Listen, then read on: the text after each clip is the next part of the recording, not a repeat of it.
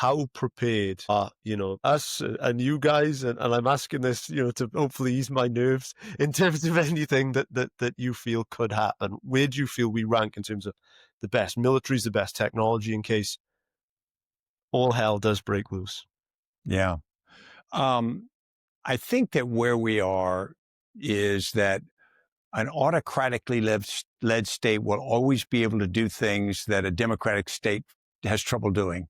So, for example, going in a single direction, telling everybody we're going this way, marshaling the production of war materials, conducting a war that is at least questionable in its morality and wisdom.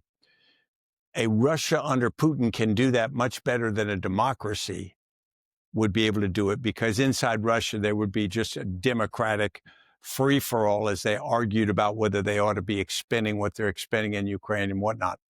So we see China, we see Russia, we see Iran at this point. It's a democracy, but clearly controlled by the religious clerics. They can do things nobody else can do, and they can do them faster. Now, they have some inherent weaknesses.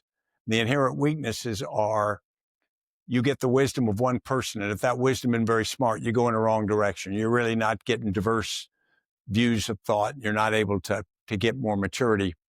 Also, the free market economy lets you do things with a level of, in the long term, a level of efficiency you can't do in a command economy. But in the short term, the command economy has an advantage. Where we are weak now is we have lost an understanding of that importance of character. And I'm going to throw courage in there.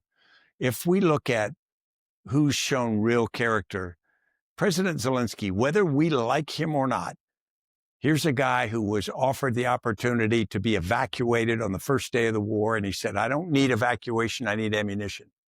And he stayed. And this comedian turned president has gone around the world to make his case. He's taken a load of crap from leaders like President Trump. And he's had to swallow his pride to ask. And yet at the same time, his nation's fighting this bitter war. And so when we look at that, we step and say, are we prepared to reflect that?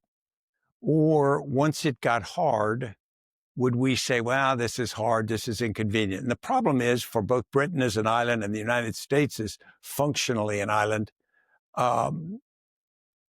we don't have to have that existential threat on our border. We can have an existential threat that doesn't feel like it's incursion like Russia's done. And therefore, it's easier for us to rationalize, well, we don't need to do anything. We'll back off. We'll make peace. What happens on the continent happens on the continent. What happens in Asia happens in Asia. So you can rationalize your way from making tough decisions. And we saw it in the 1930s. I think we've seen it constantly since.